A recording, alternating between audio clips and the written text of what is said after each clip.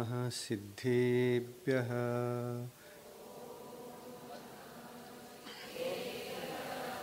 ॐ नमः सिद्धेभ्यः।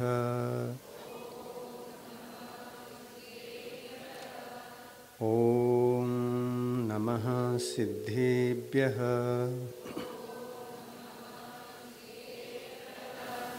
यार ज्ञानशक्तिकोटि सूर्यरन्नु मीरिदे ಮತ್ತು ಯಾರ ದಿವ್ಯ ಧ್ವನಿಯು ಲೋಕಹಿತವ ಮಾಡಿದೆ.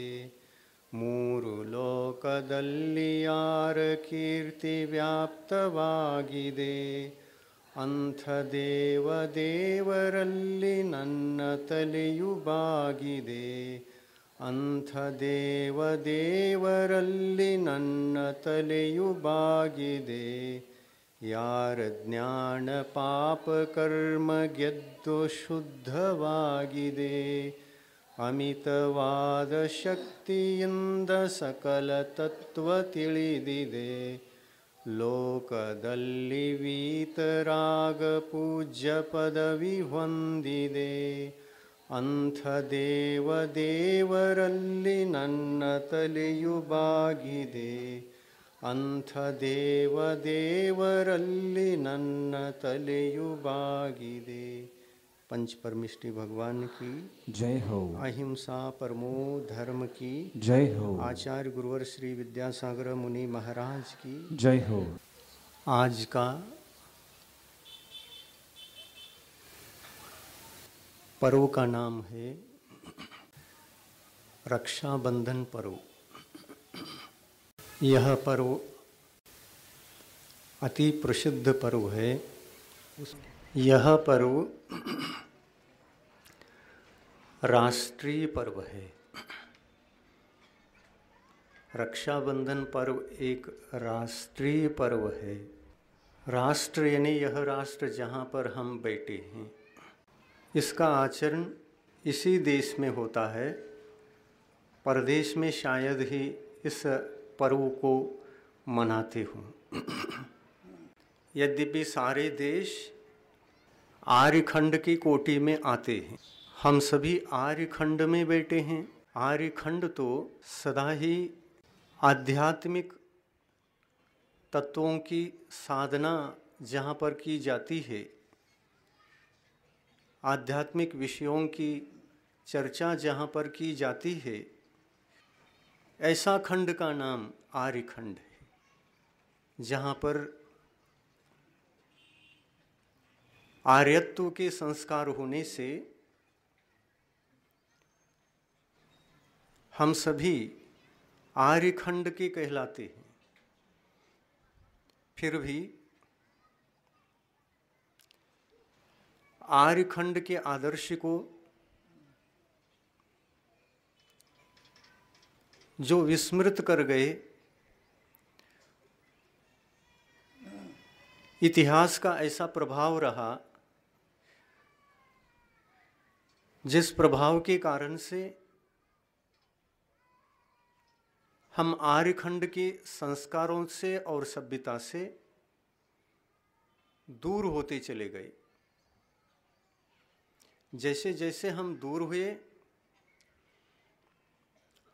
अपने जीवन के आदर्श आचार विचार हमसे दूर होते चले गए। और ऐसा आर्यखंड का जो ये मानव समुदाय होता है, ये मानव समुदाय अपने आचार विचारों की, इन संस्कारों को और सभ्यता को जैसे ही हम भूल गए, वैसे ही आर्यखंड में होते हुए भी हम अनार्य की कोटि में आ गए।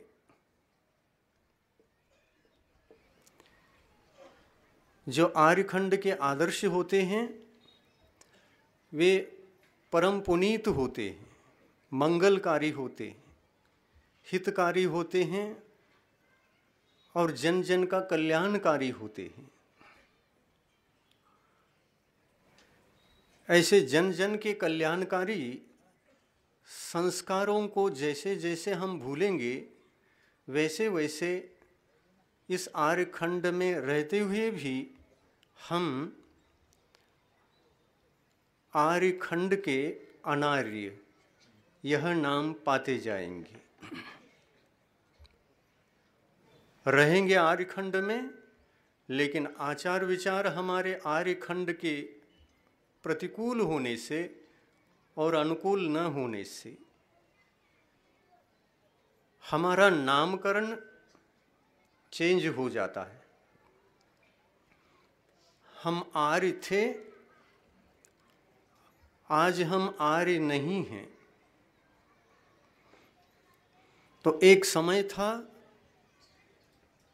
हम इतिहास को स्मरण करें तो हमारे सामने आ सकता है।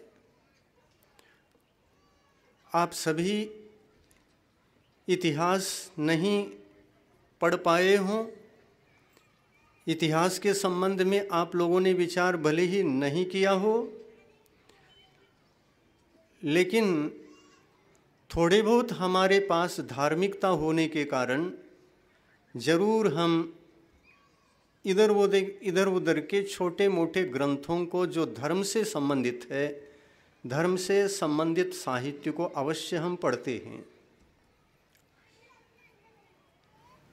उस धर्म साहित्य में जो इस अवसर्पणी काल के अंदर जो चौथा काल आता है, उस चौथे काल के आने से पूर्व और तृतीय काल समाप्ति होने के समय पर एक महान पुरुष का अवतार हुआ,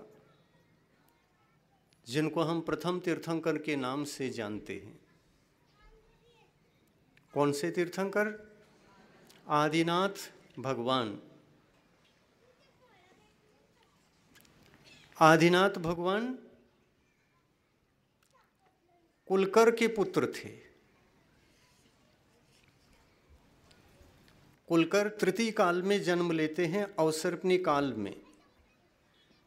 कुलकर के पुत्र थे और कुलकरों की संख्या होती है 14। गुणस्थान 14 होते हैं, गुणस्थानों की संख्या भी 14 और कुलकरों की संख्या भी 14।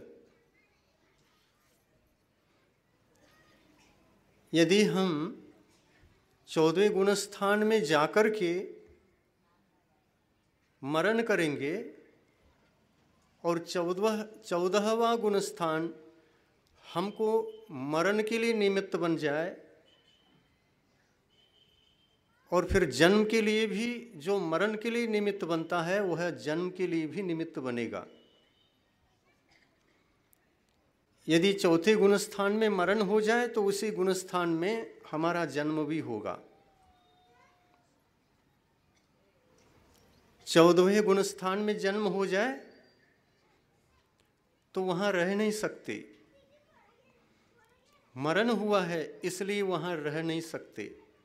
लेकिन 14वें गुणस्थान के मरण के पश्चात हमारा जन्म भी होगा, तो पंचम गति में जन्म होगा, और इधर हमें 14वां गुणस्थान सिद्ध भगवान बनने के लिए निमित्त बनता है। तो कुलकर 14वें जो होते हैं वे एक ऐसे मानव को जन्म देते हैं जिस कर्म भूमि की धरती पर रहने वाले समस्त मानव भौतिक जीवन कैसे जिए, क्योंकि संकट में थे, और सबसे बड़े विष्णु कुमार बन करके जन्मे आदिनाथ भगवान। और आज हम रक्षा की बातें करेंगे, क्योंकि आज रक्षा का दिन है।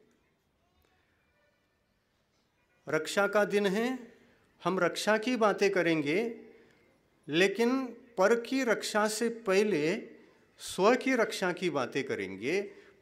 हम स्व की रक्षा करेंगे तो पर की रक्षा ऑटोमेटिक हो जाती है।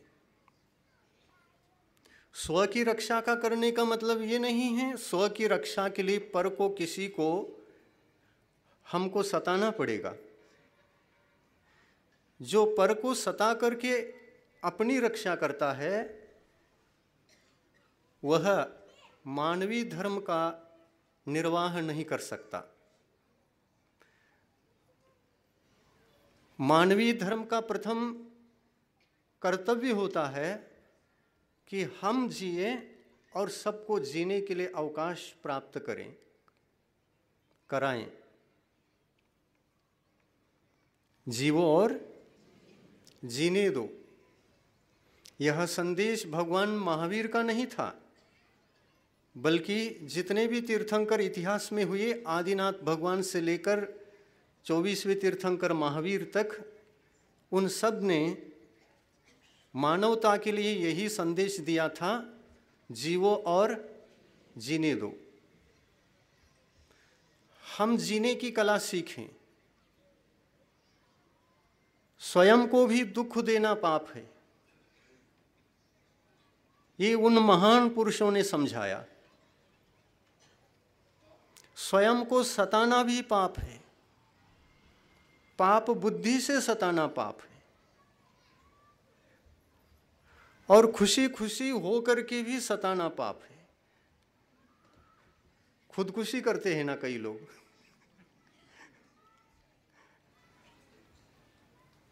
पाप क्या क्या है ये समझाया उन महान पुरुषों ने। खुद को सताना पाप है, दूसरे को सताना पाप है, खुद की रक्षा करना धर्म है और पर की रक्षा करना भी धर्म है।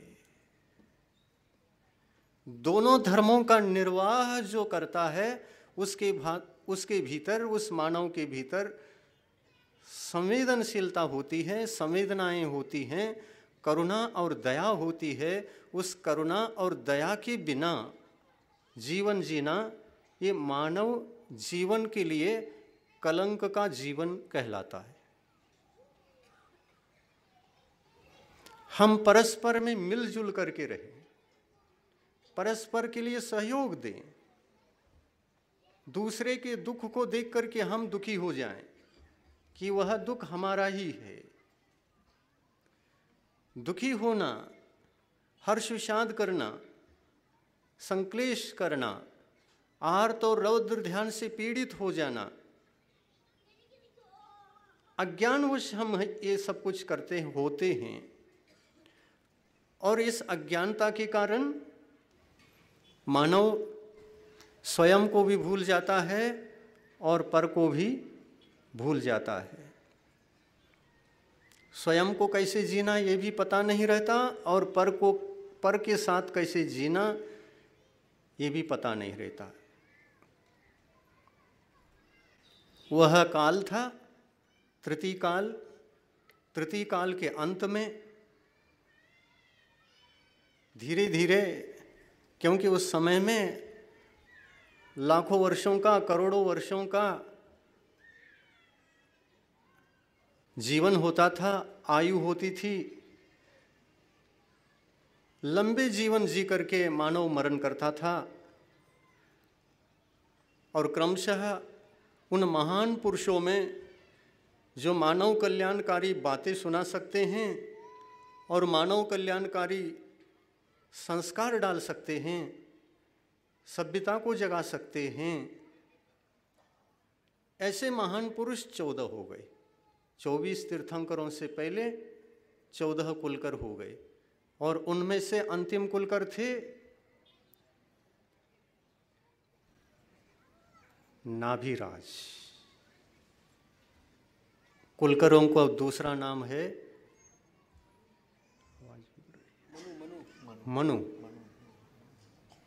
दूसरा नाम है मनु। और मनु शब्द के सामने यदि हम जोड़ देते हैं ज, तो क्या होता है? मनुज। मनुष्य उत्पन्न संतान को मनुज कहते हैं। कर्म भूमि के इतने सारे मनुष्यों को किसने जन्म दिया? वो आदि कौन है? तो नाभिराज।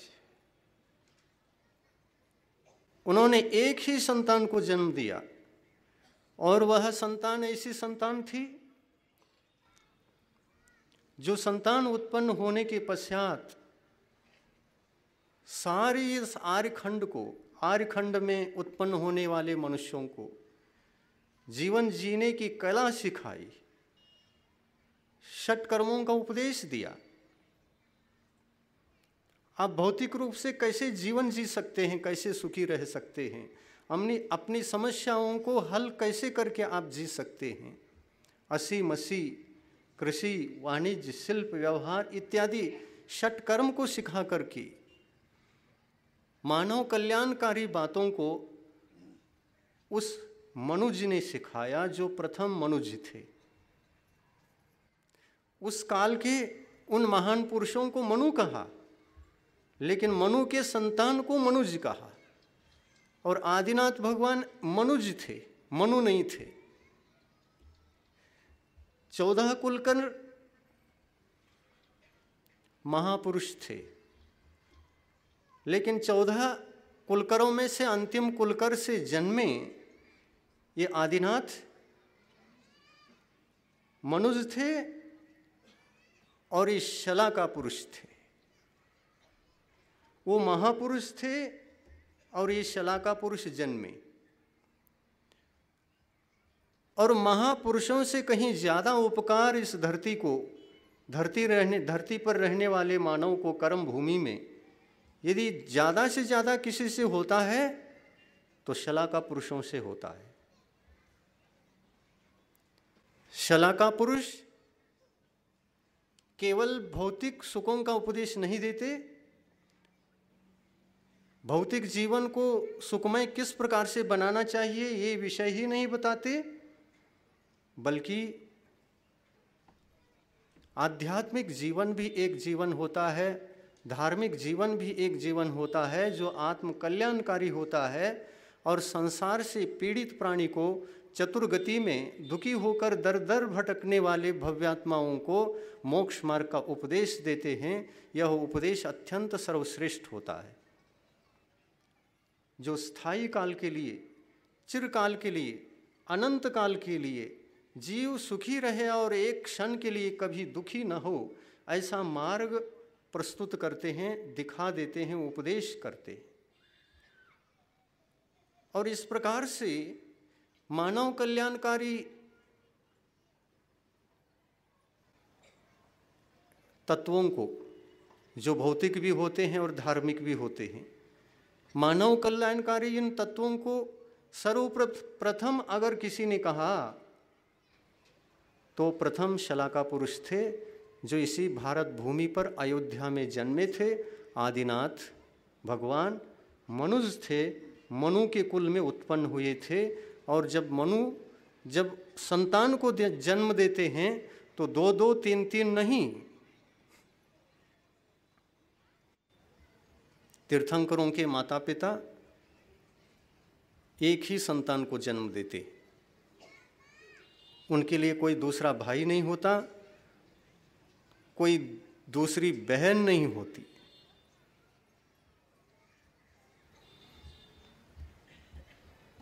वो भाई जन्मते हैं, बहन, वो भाई का जन्म ही नहीं हुआ। शलाका पुरुष का जन्म हुआ, लेकिन उस संतान को हम भाई भी नहीं कह सकते और बहन भी नहीं कह सकते, क्योंकि भाई का जन्म तब होता है जब दूसरा कोई भाई जन्म ले, और भाई का तब कोई किसी का जन्म होता है जब कोई बहन जन्म ले। और ऐसी संतान को राखी बांधे तो किसको बांधे, किसको बांधे? उस तीर्थंकर के लिए कोई भाई है और न बहन है, एक ही अकेली संतान पैदा होती है। राखी बंधन को कैसे मनाते होंगे तीर्थंकर भगवान?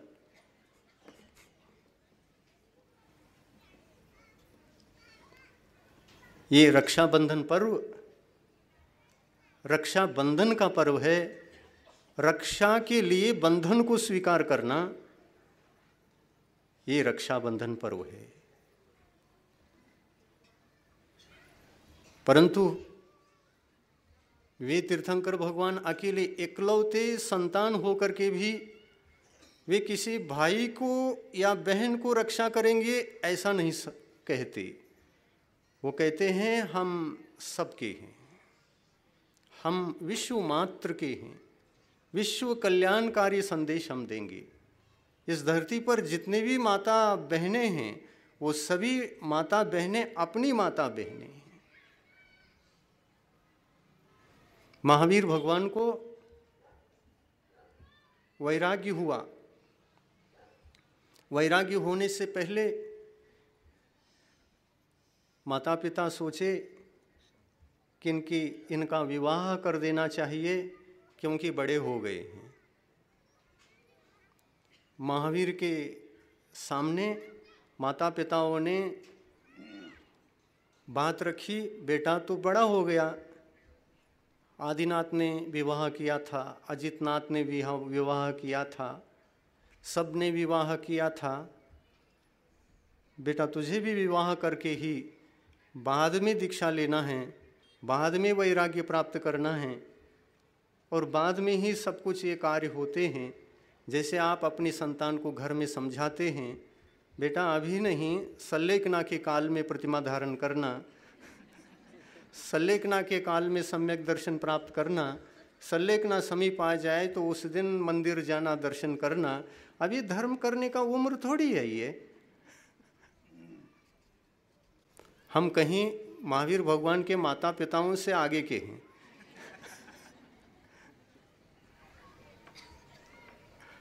हम बहुत ही समझा देते, माता पिता समझाते हैं आपको विवाह करना है, इसके उपरांत ही जो आपको आगे का करना है, ये राजपाट संभालना है। महावीर भगवान ने मना नहीं किया, विवाह अवश्य करेंगे हम, लेकिन किसी को ला करके दिखाओ तो।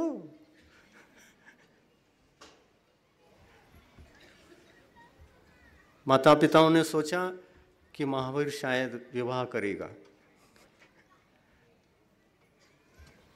ऐसा कहकर एक एक कन्या को दिखाते चले गए और उन्होंने देखा।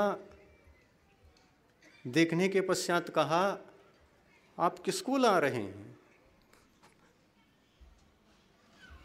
क्यों, क्या बात है बेटा? हम तो कन्याओं को दिखा रहे हैं, लेकिन यह कन्या विवाह के योग्य नहीं है। हमको ऐसा कन्या लाओ इस दुनिया से ढूंढ करके जो मेरी बहन नहीं हो सकती हो।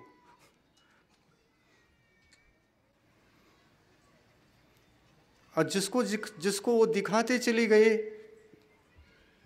वो मना करते रहे, ये तो हमारी बहन जैसी लग रही है, ये हमारी बहन जैसी लगती है, ये थोड़ी सी बड़ी लगती है और ये थोड़ी सी छोटी लगती है, ये भी बहन है, ये भी बहन है, बहनों के साथ मैं शादी करूं क्या? महापुरुषों के विचार कितने आदर्श रहते हैं। विवाह करने का विकल्प भगवान महावीर को क्यों नहीं आया? उनके मन के अंदर इस मानव समुदाय को देख करके पवित्रता के भाव जागृत हो गए। विवाह एक ऐसा बंधन है जिस बंधन के भीतर हमको बहुत कुछ ना करना भी करना पड़ता है और जो करने योग्य वह भी करना पड़ता है, लेकिन नहीं करने योग्य कार्य करना ये कहाँ तक उचित है, ये सब विचाराधीन हो गए भगवान महावीर को। ये प्रश्न सुलझाने का उन्होंने चिंतन के माध्यम से प्रयास किया, लेकिन उन्होंने सारभूत चिंतन को यही निकाला कि इस धरती पर जितने भी स्त्री पर्याय है वह पर्याय मेरे लिए माता और बहनों के समान है।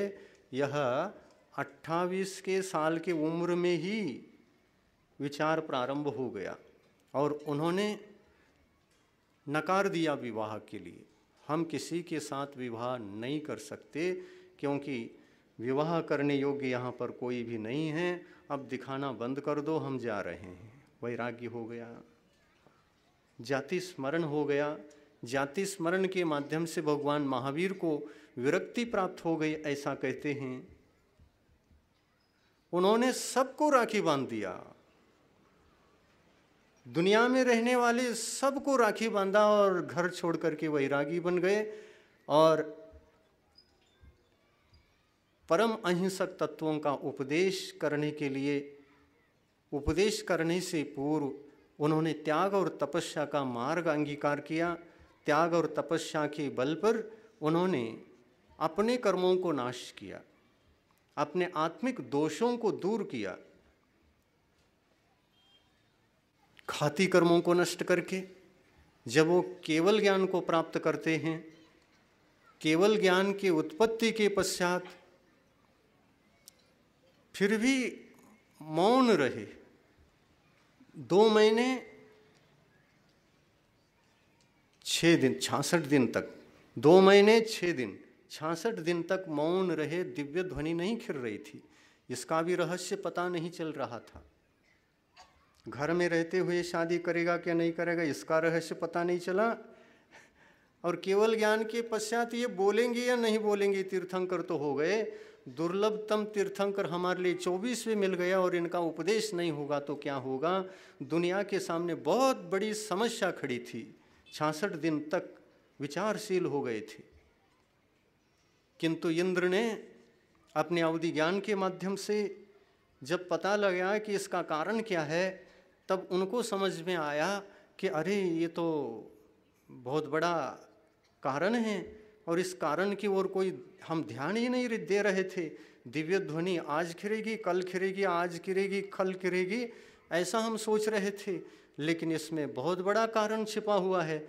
क्या देखा उन्होंने कि उनके दिव्य ध्वनि को समझने वाला कोई व्यक्तित्व उस समोशरण सभा में कोई नहीं था, उसको समझ सके, उसकी गहराई तक पहुंच सके, उसका चिंतन मनन करके अपने क्षायोपशमिक बुद्धि के माध्यम से उत्कृष्ट क्षायोपशमिक शक्ति को प्राप्त करके उसको समझ सके, चिंतन कर सके और दूसरे को समझा सके।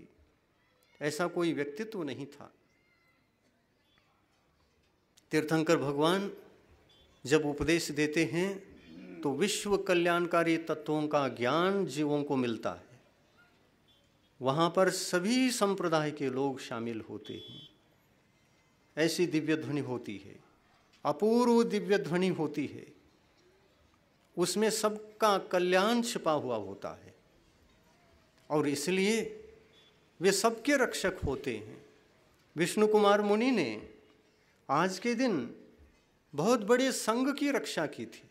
संघ के ऊपर आए हुए संकट को दूर किया था। 700 मुनि थे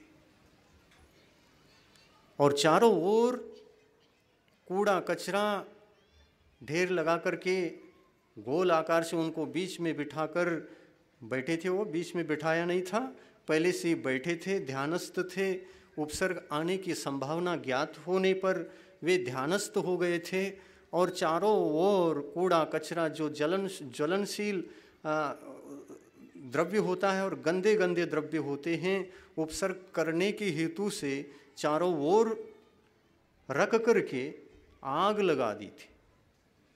और वह आग लगने के पश्चात उसकी बदबू दूर दूर तक फैलती जा रही थी।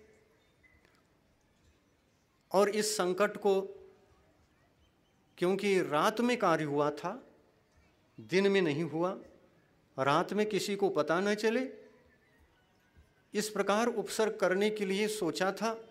वो कौन थे सोचने वाले? वही तो 4 मंत्री थे जो संतों से सद्भावना नहीं रख पाते थे। संतों के ज्ञान से, संतों के आचरण से, संप्रदायी विचारधारा के कारण उनके विरोधी थे। और इस विरोध के विचारों को कोई समझ नहीं पाया था। और वो चारों मंत्री जिस राजा के राजघराने में रहते थे, बड़े कुशल मंत्री थे, बुद्धिमान थे, बहुत अच्छी तरह से राज व्यवहार को संभालते थे। लेकिन ऐसे ये मंत्री जब अपने परिणामों से कलुषित हो चुके थे और ये कलुष भाव जब राजा को पता चला तो राजा ने उनके लिए दंड अवश्य दिया। कथा को डिटेल समझा दूंगा तो यहाँ पर पौन घंटा और लगेगा, संक्षिप्त करके ही हम चल पड़ते। राजा ने समझा कि मंत्रियों के मन में खराबी है, पाप बुद्धि वाले हैं, ये कह करके राजा ने दंड दे दिया। ऐसा दंड दे दिया कि उस दंड को भोगने के लिए वहाँ से उनको निकाला गया। अच्छी तरह से जो भी दंड देना था दे करके वहाँ से निकाला गया। वो चलते चलते चलते चलते वहाँ पर आ गए जहाँ पर अपन ये समझते हैं कि 20 तीर्थंकरों का जन्म स्थान है, अयोध्या। अयोध्या में आए। अयोध्या में एक राजा राज करता था उस वक्त। बहुत समय हो गया, ये करोड़ों साल पीछे का इतिहास है। ये कथा आज भी जीवित है और इसी कथा के कारण से यह रक्षाबंधन पर्व प्रसिद्ध हुआ है। उस वक्त यह धर्म से कनेक्टेड विषय हो करके भी कालांतर में ये जब लौकिक क्षेत्र में मनाना शुरू हुआ तो उससे कुछ शिक्षा लेकर के, प्रेरणा लेकर के, जैसे कि विष्णु कुमार मुनि ने अपने सहधर्मी की रक्षा की थी, 700 मुनियों की रक्षा की। मुनि की रक्षा करते हैं तो सहधर्मी रक्षा करते, और मुनि की रक्षा यदि श्रावक करते हैं तो वे धर्म की रक्षा करते। मुनियों के ऊपर आए हुए कष्ट को श्रावक दूर कर सकते कि नहीं? करते हैं। करना चाहिए कि नहीं? करना चाहिए।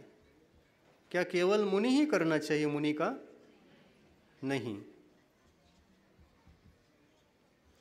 श्रावक भी यदि साधुओं पर आए हुए कष्ट को, उपसर्ग को दूर करते हैं तो वो भी विष्णु कुमार ही कहलाते हैं। और मुनि की रक्षा करते हैं तो भी करने वाले मुनि विष्णु कुमार ही कहलाते हैं। धर्म और धर्मात्मा के बीच एक संबंध होता है और वह संबंध हमारे धर्म से जुड़ा हुआ संबंध कहा जाता है। हमारा जो सम्यक धर्म है, सम्यक दर्शन के 8 अंग होते हैं और उन 8 अंगों में से एक अंग सुप्रसिद्ध है, जो उस अंग की पुष्टि के लिए शास्त्रों में विष्णु कुमार मुनि का उदाहरण दे करके वर्णन किया जाता है कि वह अंग किस प्रकार होना चाहिए। कौन सा अंग है वो? वात्सल्य अंग। वात्सल्य अंग। वात्सल्य किसके प्रति रखा जाता है? धर्मात्मा के प्रति। वात्सल्य भाव धर्मात्मा के प्रति रखा जाता है। और दया भाव किसके प्रति रखा जाता है? सभी प्राणियों के प्रति। वात्सल्य सहधर्मी के प्रति, परंतु उपकार के भाव, दुख दूर करने के भाव, दया के भाव, करुणा के भाव समस्त जीवों के प्रति रखा जाता है। जब आप दया भावों से समस्त जीवों के कल्याण की कामना करते हैं, उपकार का कार्य करते हैं, उपकार के माध्यम से उनके जीवन के संकटों को दूर करते हैं, तो उस समय आप एक उपकारी जीवात्मा कहलाते हैं। लेकिन वात्सल्य के साथ धर्म पर आए हुए कष्ट को दूर करते हैं तो उस समय आप एक रक्षक के नाम से कहे जाते हैं। रक्षा का बंधन स्वीकार कर लिया विष्णु कुमार मुनि ने। मैं बंधन स्वीकार करता हूँ, मैं संकल्प करता हूँ रक्षा के लिए यह बंधन, यह संकल्प मेरा साकार होगा, मैं उपसर्ग को दूर करके ही रहूँगा। इस प्रकार संकल्प लेकर के विष्णु कुमार चल पड़े। और उस विष्णु कुमार को जगाने के लिए भी कोई एक और संत थे, जिन्होंने रात के काल में, मध्य रात्रि में आकाश में कंपायमान एक नक्षत्र को देखा। ऐसा तो आकाश में कभी नक्षत्र कंपायमान होते हुए कभी दिखते नहीं, और आज के दिन क्या बात है कि आकाश में कंपायमान है यह नक्षत्र। उन्होंने अवधि ज्ञान से जाना। अवधि ज्ञान से जब जाना तो पता चला कि बहुत बड़ा अन्याय होने जा रहा है, बहुत बड़ा धर्म पर संकट आया है, 700 संतों पर घोर उपसर्ग होने जा रहा है और यह अनर्थकारी होगा, और इसकी रक्षा कोई नहीं करेगा तो महान अनर्थ होगा। ये कह करके वो चिंतनशील हो गए। कंपायमान उस नक्षत्र को देख करके वो कहने लगे, इस भयंकर संकट से मुक्त करने के लिए व्यक्तित्व किसके पास है और वो कौन है, कौन हो सकता है। चिंतन किया। चिंतन करने के बाद उनको समझ में आया कि हाँ, एक व्यक्तित्व ऐसा भी है जो वह अद्भुत व्यक्तित्व है। उस व्यक्तित्व के बिना दूसरा कोई व्यक्तित्व इसमें काम में आ नहीं सकता, आने के योग्य ही नहीं है। ये जब समझ में आया तो उन्होंने पास में रहने वाले एक क्षुल्लक जी को उठाया और बताया कि वहाँ पर कुछ अनर्थ होना चाहिए, होने जा रहा है। उन्होंने हाय शब्द से क्षुल्लक जी को जगाया। क्षुल्लक जी उठ के देखने लगे कि महाराज को कोई संकट तो नहीं है, कोई कष्ट तो नहीं है। पूछा, महाराज क्या हो गया? तब महाराज ने बताया कि मुझे कुछ नहीं हुआ है, चिंता मत करो, देखो वहाँ ऊपर देखो, नक्षत्र कंपायमान है और यह बता रहा है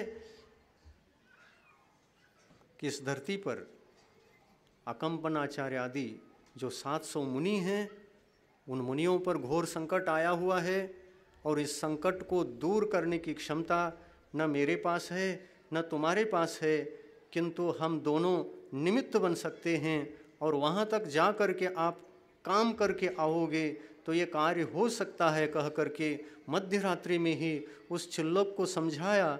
महाराज ने समझाया और उनको छोड़ दिया और भेज दिया किसके पास?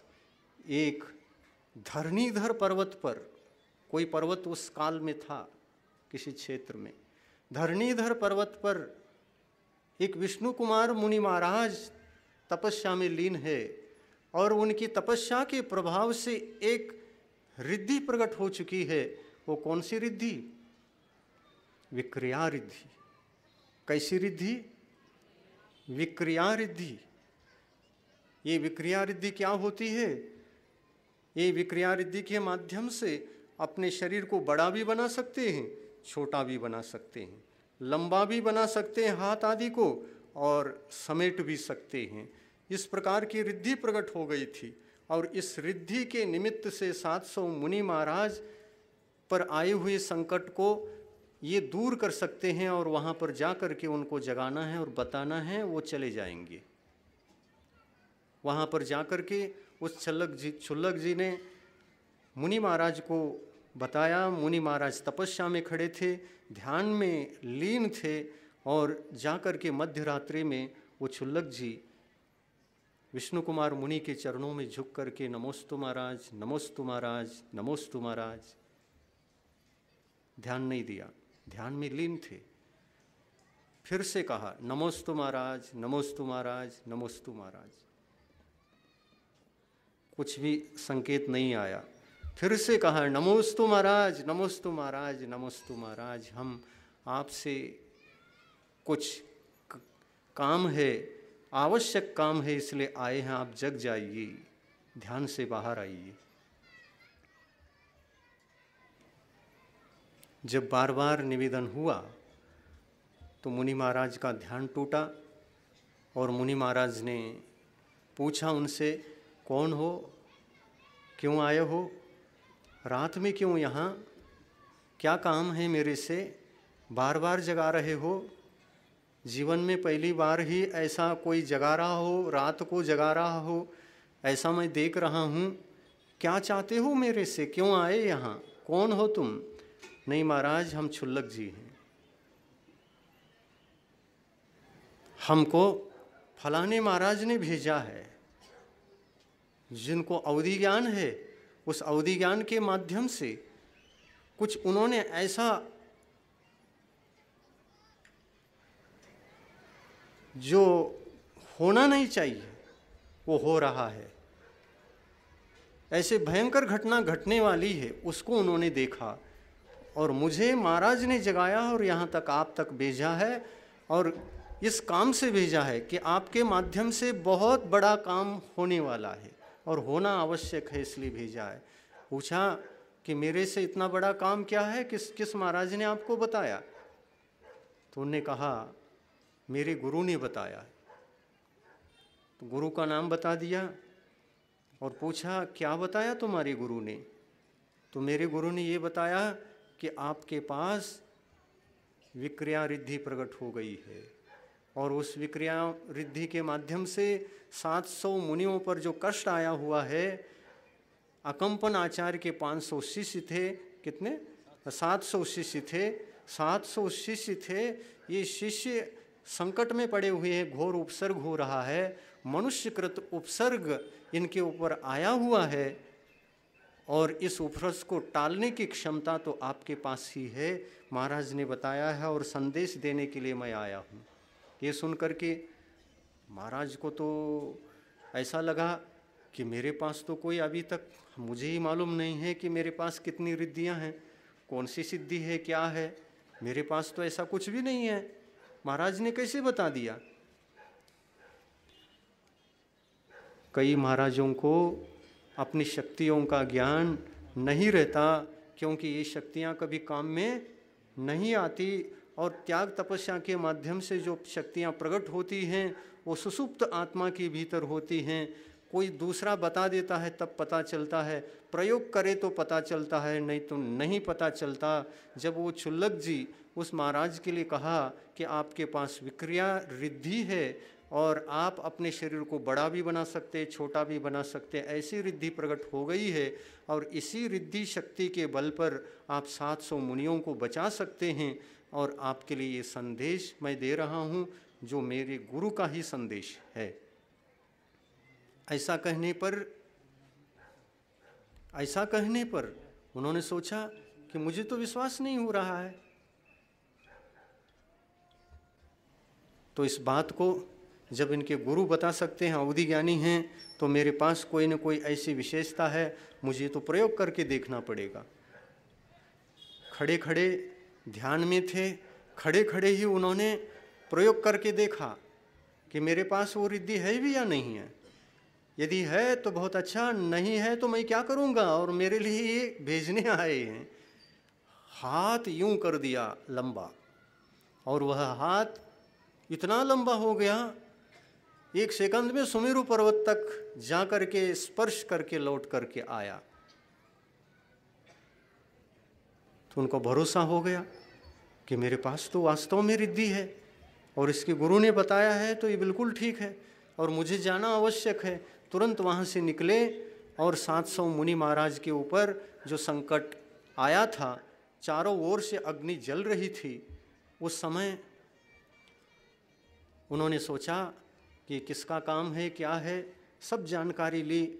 वहाँ पर जो हस्तिनापुर में राजा था, राजा के यहाँ जो वहाँ से निकाले गए थे दूसरे प्रदेश से, वो यहाँ पर चलते चलते हस्तिनापुर के राजा के यहाँ मंत्री बन चुके थे, राजा को प्रभावित कर चुके थे और राजा से एक वर भी मांग बैठे थे और वे वचन दे कर के भी बैठे थे। वो कौन सा था राजा? पद्मराज, जिसका नाम है पद्मराज, राजा पद्म। और उन्होंने इन मंत्रियों की कुशलता को देख करके इनके व्यवहार को देख करके प्रभावित हुए और प्रभावित हो करके कहा, आप इतने अच्छे मंत्री हो, चारों लोग बहुत अच्छे हैं, और हमारे यहाँ आपकी आवश्यकता है। तो मंत्री पद के स्थान पर इन चारों मंत्रियों को बिठाल दिया, और फिर इन मंत्रियों के कारण से वह राजा पद्म बहुत सुखी हुआ, बहुत सुखी हुआ। उनके जीवन में जो बार बार संकट आते थे, युद्ध आदि के काल में, ये इतने चतुर थे, बुद्धि से चतुर थे, बल से चतुर थे, बल से भी बलवान थे। बुद्धि बल और शारीरिक बल अधिक होने के कारण से युद्ध आदि में सहायता पहुंचा करके अन्य अन्य राजाओं को परास्त करके इस राजा को प्रभावित करके रखा था। और इसी के दौरान राजा लोग तो ऐसे ही होते हैं, जैसे युद्ध करने के लिए रामायण के काल में दशरथ युद्ध में थे और कैकेयी ने बचाया था दशरथ को, और दशरथ खुश होकर के वचन दे बैठे थे, इच्छित वर मांगो, देने के लिए तैयार हूँ। और दशरथ भी कहता है मांगो, और यह कैकेयी भी कहती है कि समय आने पर देख लूँगी ना, जब समय आएगा तब देख लूँगी, मांग लूँगी, अभी जल्दी क्या है मुझे, जब काम आएगा तब मांगेंगे हम। और मांग भी लिया। पहला ऐसा होता था, राजा लोग वचन देते थे और मांगने वाले समय पर मांगते थे, और बाद में जाकर के अटक जाते थे। ये भी हाय हाय करते थे, वो भी हाय हाय करते थे। 14 साल का वनवास होकर लौटने के बाद 14 साल तक दोनों संकटों का अनुभव किया। वचन जाए पर प्राण जाए, पर वचन न जाए, रघुकुल रीति सदा चली आए। वंश परंपरा से हम वचन देते हैं, लेकिन वचन को कभी टालते नहीं। देते हैं, लेकिन उसकी पूर्ति के लिए प्राणों का संकट भी आ जाए तो हम वचन को वापस नहीं लेते, और वापस देने वाले देते भी नहीं और लेने वाले लेते भी नहीं। ऐसी परिस्थितियाँ उस काल में थी, और ऐसी ही परिस्थिति यहाँ पर भी है। इन चारों प्रकार के मंत्रियों को वचन दे दिया, आपके लिए समय पर हम आप वचन पूर्ति करेंगे। तो इन्होंने वचन मांगा। आप बहुत कुशल मंत्री हैं, और आप लोगों को वचन दिया था, और ये वचन मांगने लगे। तो उस समय कहा, हाँ ठीक है, क्या चाहिए हमको? 7 दिन के लिए ये राज्य का अधिकार चाहिए, 7 दिन के पश्चात आपको वापस कर देंगे।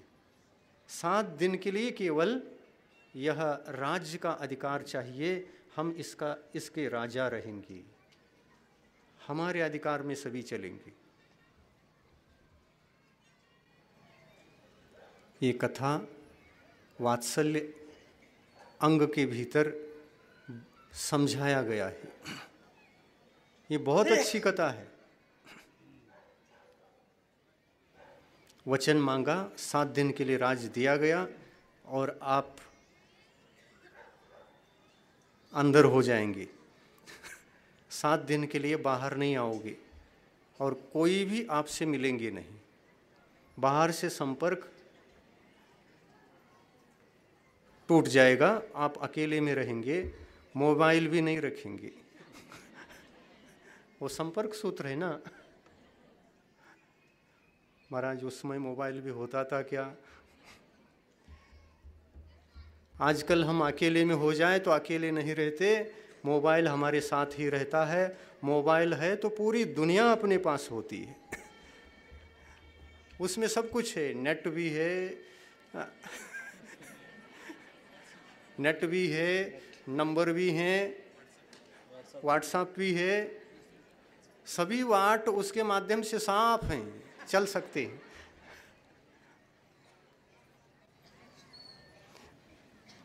उन चारों मंत्रियों को राज्य देने पर वे राज्य ले लेते हैं और रातों रात जा कर के उसी दिन चारों ओर से घेर लेते हैं। वही दिन आज का दिन है। मल्लीनाथ भगवान के काल में ये इतिहास कितने साल हुए? करोड़ों अरबों खरबों साल हो गए इसके लिए। मल्लीनाथ भगवान कितने नंबर के तीर्थंकर हैं? नंबर में कितने नंबर आता है? 19वें तीर्थंकर। उसके पश्चात कितने तीर्थंकर हो गए? 5 तीर्थंकर हो गए। लाखों करोड़ों साल निकल गए। यह इतिहास, ये कथा और ये रक्षाबंधन का पर्व आज भी जीवित है और ये राष्ट्रीय पर्व के रूप में जैन परंपरा में मनाने की पद्धति थी। आजकल राजस्थान में इस परंपरा को किस प्रकार से उन्होंने जीवित रखा है, वहाँ पर बताया जाता है, सुना है कि राजस्थान में हर गांव में, जो भी जैन समाज के गांव हैं, हर गांव में अपने अपने घरों में आज के दिन मुनियों का चित्र निकालेंगे। मुनियों का चित्र निकालेंगे और उनको दान परोक्ष रूप से देंगे। प्रत्यक्ष हो तो प्रत्यक्ष दे देते हैं, गांव में मुनि महाराज हो तो प्रत्यक्ष ही दे देते हैं।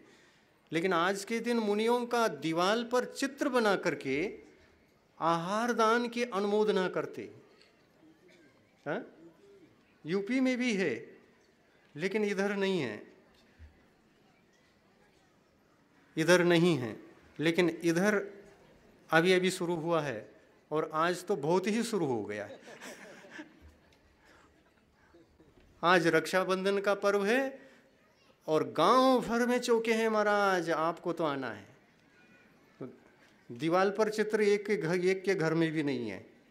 राजस्थान, महाराज ने बताया कि यूपी में भी ये पद्धति है। यानी देखिए आप, ये घटना जो घटी थी उत्तर भारत में घटी थी, दक्षिण भारत में तो घटी नहीं थी। बाद में पता चला होगा, बहुत बात। और वहाँ घटी थी तो ये प्रचार प्रसार, ये घटना, इसकी चर्चा उत्तर भारत में तो रही, लेकिन दक्षिण भारत में ये अछूता रही, पता नहीं चला। अब हम शास्त्रों में पढ़ते और आज आप लोगों ने धर्म की रक्षा के लिए रक्षक बन करके आहार दान देने के लिए कतार के कतार खड़े थे।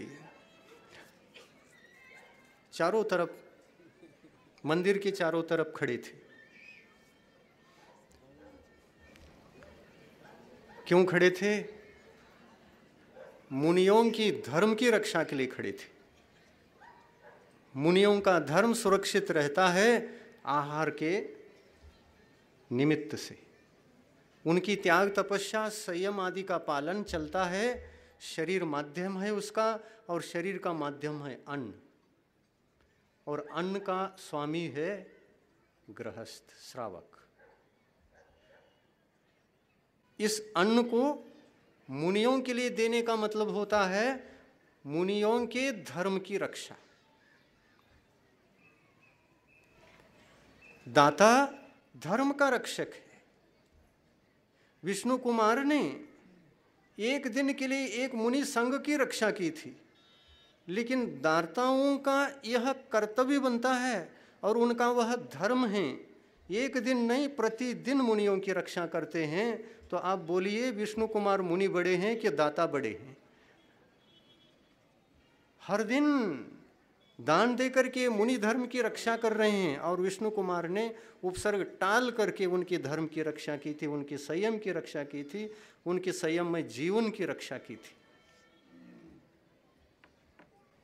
लेकिन महाराज, हम तो जब रक्षाबंधन का पर्व आता है, ಹಬ್ಬ ತಿಳ್ಕೊಂಡ ಒಂದು ದಿವಸ ನಾವು ಆಹಾರ ಕೊಡ್ತೇವು, ಆ ಹಬ್ಬದ ದಿವಸ ಎಲ್ಲ ಮಾಡಿರ್ತೀವೋ, ನೀವು ಇದೇರಿ ಅಂದ್ರೆ ಮತ್ತಿಷ್ಟು ಜಾಸ್ತಿನ ಮಾಡಿರ್ತೀವೋ. ಮಾಡಿರ್ತೀರೇನಿಲ್ಲ ಇಂದು ಹಬ್ಬಲ್ಲ ಹಬ್ಬದ ದಿವಸ ನಮ್ಮ ಗಲ್ಲಿ ಕರಿಬಿ ಬರ್ರಿ ಇಂದು ಹಬ್ಬ ಐತಿ ಕೊಡ್ತೇವೆ ಆಹಾರ.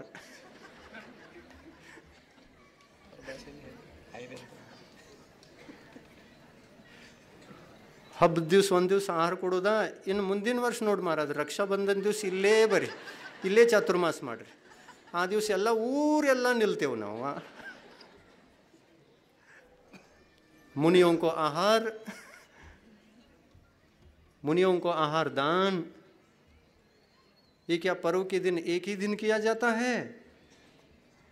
नहीं, षटकर्माणि दिने दिने 6 कर्म होते हैं: देव पूजा, गुरुपास्ति, स्वाध्याय, संयम, तप और दान. इस युग के आदि में आदिनाथ भगवान धर्म तीर्थ के कर्ता बने थे. धर्म तीर्थ के कर्ता बने थे आदिनाथ भगवान.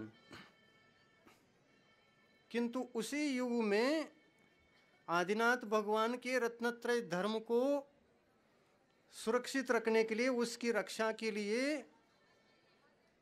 एक ऐसे राजा जिनका नाम श्रेयांस राजा, श्रेयांस राजा ने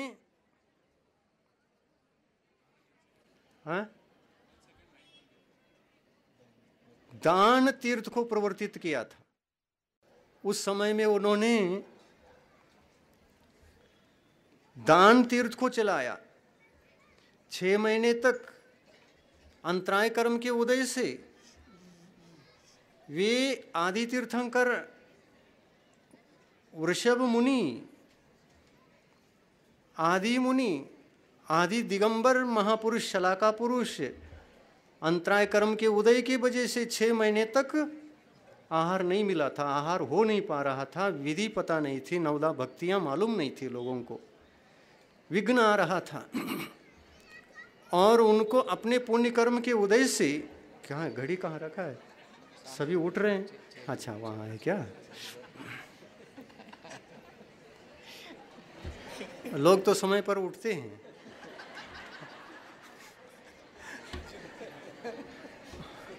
वो अपना समय जानते हैं. वो इधर कम ख्याल रहता है, वो घड़ी की तरफ ही ज़्यादा ख्याल रहता है. आदिनाथ भगवान को आहार कराया था श्रेयांस राजा ने, राजा श्रेयांस ने. वे दान तीर्थ के कर्ता थे और ऋषभनाथ भगवान धर्म तीर्थ के कर्ता थे. तीर्थ को धारण करके तीर्थंकर बने और ये दान धर्म को स्वीकार करके दान तीर्थ के प्रथम कर्ता बने. वहीं से यह तीर्थ परंपरा चल रही है. इस तीर्थ परंपरा के दौरान हम सभी यह विचारशील रहते हैं कि अगर गांव में मुनि महाराज हों तो रक्षाबंधन दिवस ही नहीं, लेकिन हर दिन शुद्ध भोजन घरों में बनता है. मुनियों के लिए आहार पकाया नहीं जाता, चौका लगाया नहीं जाता, किंतु श्रावक शुद्ध भोजन करता है, परिवार के लिए पकाता है. तो परिवार के लिए पकाए हुए उस शुद्ध भोजन में से मुनि को आहार दान देता है तो अतिथि संविभाग करता है. उद्गम आदि 16 दोषों से रहित आहार को मुनि को जब कराता है तब वह निर्दोष आहार विधि से, नवदा भक्ति से संपन्न आहार विधि मानी जाती है. इस आहार विधि को नित्य संपन्न करना चाहिए और नित्य संपन्न करने के लिए हमारा कर्तव्य बनता है कि नित्य ही हम शुद्ध भोजन करें. आज भीड़ लग गई चौके में, इतने भीड़ लगी, कम से कम 500 लोगों ने आज आहार दिया होगा. और उनको कैसे खड़ा कर दिया गया? 500 लोगों ने आहार दिया. आज लाइन से लाइन खड़ी थी और एक साथ 3-3, 4-4 लोगों को बुलाया जाता था और हाथ लगाया जाता था. चम्मच को हाथ लगाओ सभी लोग, आहार दान दो, चलो जल्दी आओ, दो चलो जल्दी. इस प्रकार होता रहा. 1 घंटे में 500 लोगों ने आहार दिया और उन्होंने सोचा कि अब अगले साल ही आएंगे ऐसा।